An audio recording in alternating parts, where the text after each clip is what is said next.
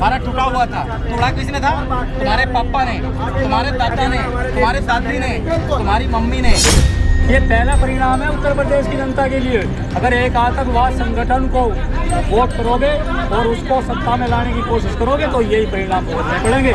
अखिलेश यादव, तेजस्वी, ऐसे बहुत सारे हैं, लालू प्रसाद वगैरह, सबके मुंह में दही नहीं फेविकोल चिपक जाता है। उस बच्ची के लिए दो शब्द नहीं बोल सकते, क्योंकि ये सुअर के पिल्ले वहीं बोलेंगे देश के विरोध में बोलेंगे जब भी बोलेंगे। भक्तों की प्रॉब्लम ये है कि दिमाग में थोड़ा सा गोबर भरा है। देवता आ गए ना, देवता आ गए तो भक्त भी आ जाएंगे, मंदिर भी बन जाएंगे। बाप बनाया पाकिस्तान, बेटी बनाई बांग्लादेश, दोनों का बुरा हाल है।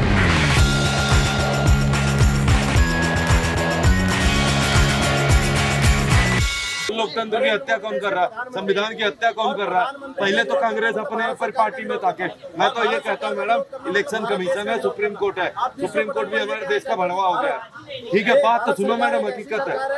अगर 10 करोड़ लोगों की आस्था का सम्मान नहीं हो सकता, 80 करोड़ लोगों की आस्था का सम्मान नहीं होता। अभी सुप्रीम कोर्ट ने किसी को धमकाया था, किसी वकील को, वक्फ बोर्ड मामले में मध्य प्रदेश में, ठीक है, कि आके यहाँ बैठ जाओ और फिर आप छोड़ के भाग जाओगे। भैया भाग जाएंगे, समझ में आ रहा है, इतना तुम्हारे पास केस पेंडिंग है। लेकिन महबूबा मोइत्रा जो बंगाल से आती है, बंगाल से आके और यूपी में के मामले में वो भी एक क्या बोलते जिले के लिए जो कानून आदेश जारी किया गया था, उस पे जाके पिटीशन डालती है, उसके लिए आपके पास तुरंत समय है। लेकिन जो अभी संज्ञान सुप्रीम कोर्ट का बयान आया कि बांग्लादेश में हिंदुओं के साथ अत्याचार हो रहा है, आया एक मिनट, अयोध्या पे कोई बयान आया सुप्रीम कोर्ट का? मैंने इसीलिए कहा मैडम, वो है जो हकीकत है। इमरजेंसी क्या मोदी जी के टाइम में लगा था? भाई मोदी जी को तुम जानते भी नहीं हो कि मोदी जी थे कहाँ जब लगा था इमरजेंसी। और रही बात राहुल गांधी से देश की जनता कोई उम्मीद भी नहीं रखता है, क्योंकि पूरे देश के लोग जानते हैं कि ये मिक्स फ्राई है। मिक्स फ्राई जानते हैं ना, मिक्स मैच, ये किसी का नहीं है। ये जिसको जिधर जब मिल गया उधर मार लेगा। ये भारत टूटा हुआ था, तोड़ा किसने था? तुम्हारे पापा ने, तुम्हारे दादा ने, तुम्हारे दादी ने, तुम्हारी मम्मी ने। और रही बात मणिपुर चले गए, बंगाल नहीं गए संदेश खाली में। इनकी दोगलापंती देखिए, बंगाल नहीं गए संदेश खाली में, पर मणिपुर पहुंच गए पहले। उत्तर प्रदेश की जनता को ये समझ लेना चाहिए कि जिनको आपने इतनी भारी मतों से जिताया है, 1, 2, 4, 10 नहीं, 20 नहीं, 37 सांसद उनको दिए हैं, तो इतना भी नहीं करेंगे उन जनता के लिए।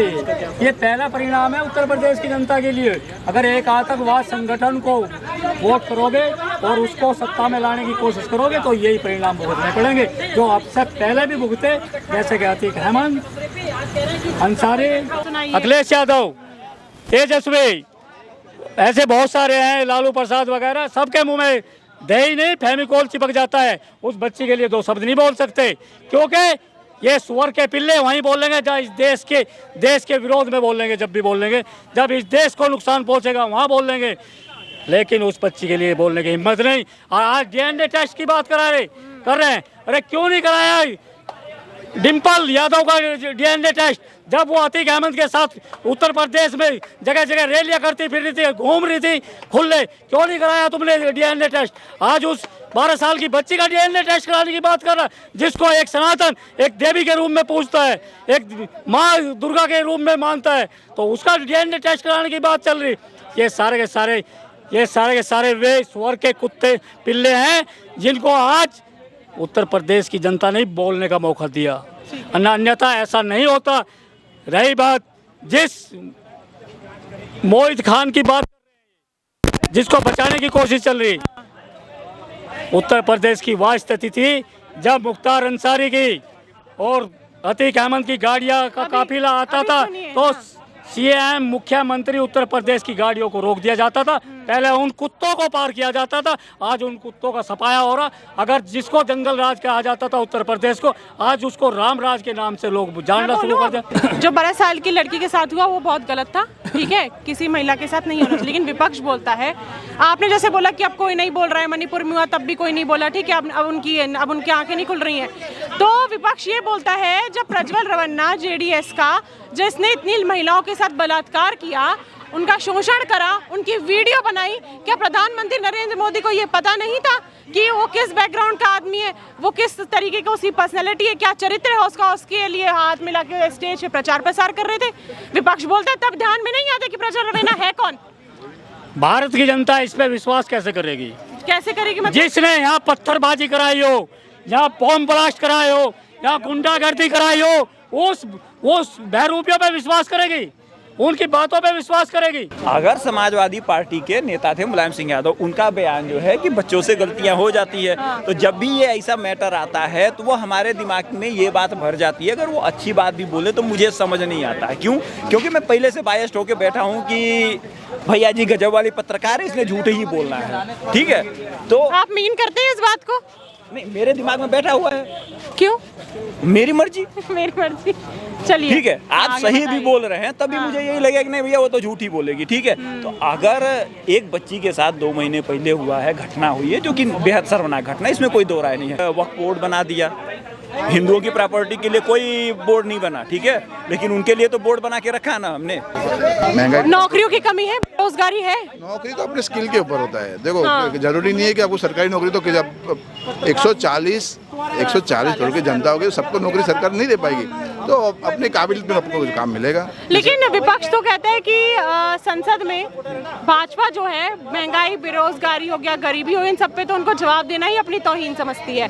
कभी इन 3 मुद्दों पे बात ही नहीं करती है, ना मैनिफेस्टो में करी थी। ऐसा क्या है, अमीरों की सरकार है, अडानी अंबानी जी के लिए करती है जो करती है। देखिए, जो बजट आया है, हाँ। ठीक है, मैं बजट की लाख बुराई कर सकता हूँ, वो है, ये बजट अच्छा नहीं है, इसमें कोई दो राय नहीं है। मानते हैं गलत है? ये 100% है, 100% तो गनीमत है, मेरे हिसाब से तो 1000% है। सरकार ने एक ही काम किया है कि आपकी कमाई जो आपके पास एसेट है वो आपके बाप ने दी थी, उसका टैक्स, आपका टैक्स और आपके बेटे का टैक्स एक साथ काट दिया। ये इस बजट की सबसे अच्छी बात है। मतलब आपके 70-60 साल की मेहनत को एक लाइन में टैक्सेशन में ला दिया। इसको कहते हैं इकोनॉमिक। ये बताइए कि बांग्लादेश में जो अभी चल रहा है कोटा सिस्टम को लेके, ये सिलसिला शुरू हुआ था, लेकिन अब इतना बड़ा रुख ले लिया। उसमें योगी जी ने बोला कि अब सनातन धर्म को पूरे एकजुट हो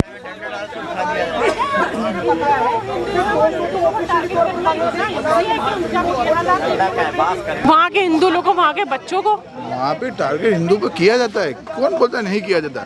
आप हम यहाँ पे दुहाइया देते हैं, हम हिंदू मुस्लिम पाकिस्तान में नहीं किया जाता, अफगानिस्तान में, सिर्फ बांग्लादेश में ही किया जाता है। नहीं, हर जगह किया जाता है ना, तो उसका तो विरोध तो हर। इतना इजी है क्या? राजनीति में भी हिंदू को टारगेट करा जाता है, सहमत है इस बात से? भाषा बोलती है कि विपक्ष हिंदू को टारगेट। इसका दूसरा रीजन है, ठीक है, मैं वोटर हूँ, ठीक है, और कम्युनिटी विशेष जो है वो वोट बैंक होती है, ठीक है। मेरे 500 डिमांड है, ठीक है, उनकी एक डिमांड है, मेरा धर्म खतरे में है। बीपी सिंह का बहुत फेमस कोट है, उन्होंने कहा था मुसलमानों को कुछ देने की जरूरत नहीं है, केवल इतना ही बोलने की जरूरत है कि तुम्हारा धर्म खतरे में, मैं आऊंगा तो तुम्हें बचाऊंगा। भाजपा है तो हिंदू धर्म सही है, वो तो लोग बोलते हैं कि जब तक भाजपा है तो हिंदू धर्म बचा हुआ है। किसने कहा? भाजपा नहीं होगी तो हिंदू धर्म खत्म हो जाएगा। पहले भी था, भाजपा से पहले भी था। भाजपा इतना बात बड़ा नहीं झूठ है। आपको किसने बता दिया? नहीं, मैं बताया नहीं है किसी ने। जो भाजपा सपोर्टर है वो तो बोलते हैं भाजपा तो कि अभी जब आई तक है। भाजपा है तब से हिंदू राष्ट्र बना हुआ है। सुनिए ना, भक्तों की प्रॉब्लम ये है कि दिमाग में थोड़ा सा गोबर भरा है। देवता आ गए ना, देवता आ गए तो भक्त भी आ जाएंगे, मंदिर भी बन जाएंगे। देवता आ गए तो बात तो सुनिए, हाँ, और चमचे जो हैं उनको कुछ पता ही नहीं होता, ठीक है। ये बताइए, भाजपा ने कब कहा कि मैं हिंदुओं का सबसे बड़ा अलामदार हूँ?